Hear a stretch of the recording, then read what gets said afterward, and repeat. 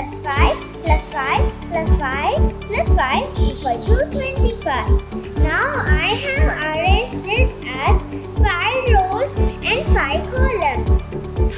Now equal groups are 5, 5, 5. I have equaled it as 5 plus 5 plus 5.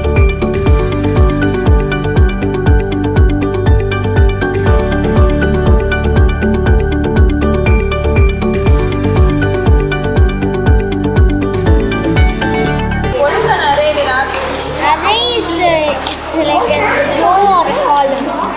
You have arranged it as A row or a column. rows and columns. Yes, sir. Okay. So what did you get as the answer?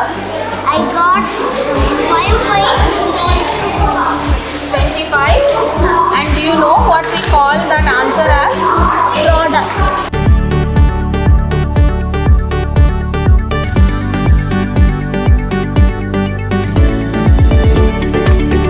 My number sentence is 5. 5 times 6. Yes. So what have you done? We done arrays and What is commutative property? this is the same but the same answer.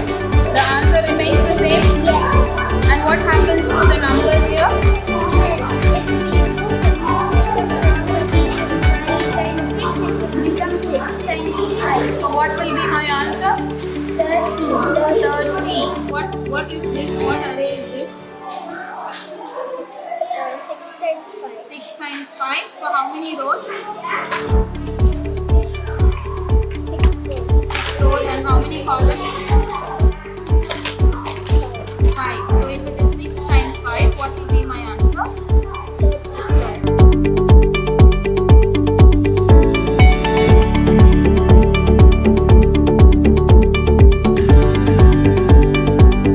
Our numbers 2 times 10 are represented in equal grouping. Okay, and what have you done, Praveen?